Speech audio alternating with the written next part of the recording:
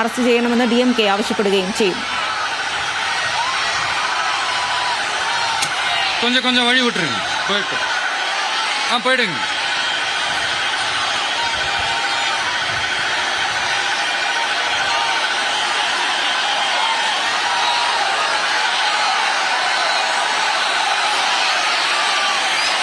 Super.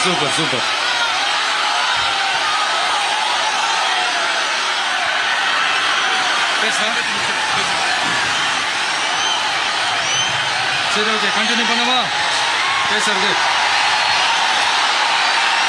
நான் அந்த airport கட்டுறதை பற்றி சொன்னேன் இல்லைங்களா? அது இங்கே கட்டினா அந்த ஜவுளி தொழில் ஆம்புலன்ஸில் நம்ம கூட நல்லா டெவலப் ஆகுன்றது உண்மையான விஷயம்தான். But at the same time இந்த பரந்தூர் மாதிரியே இந்த மக்கள் பாதிக்காத வண்ணம் அந்த இடங்களாக பார்த்து அந்த ஏர்போர்ட் கட்டினா இன்னும் நல்லாயிருக்கும். அப்புறம் நம்ம கரூர் பிரச்சனைக்கு வருவோம். இந்த மணல் கொள்ளை தாங்க கரூரோட தீராத தலைவலி. மணல் கொள்ளை கரூரை வறண்ட மாவட்டமாக்கிட்டது மட்டும் இல்லாமல் சட்டவிரோத குவாரிகள் கரூரின் கனிம வளத்தை அழிச்சுக்கிட்டு இருக்கு.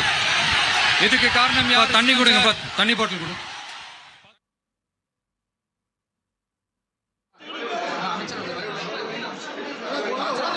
വിജയുടെ പ്രസംഗത്തിൻ്റെ കൂടുതൽ ദൃശ്യങ്ങളാണ് വരുന്നത്. ഇത്ര വലിയ ആൾക്കൂട്ടം, അതിന് നടുവിൽ വിജയ് പ്രസംഗിക്കുകയാണ്. അതിനിടയിൽ ആണ് ഈ ഒരു അപകടം ഉണ്ടാകുന്നത്. ആളുകൾക്ക് വെള്ളം കൊടുക്കൂ എന്ന് വിജയ് പറയുന്നതും പിന്നെ മറ്റ് രാഷ്ട്രീയ വിഷയങ്ങളിലേക്കൊക്കെ വിജയ് കടക്കുന്നതും അതിൻ്റെ ദൃശ്യമാണ് കണ്ടത്.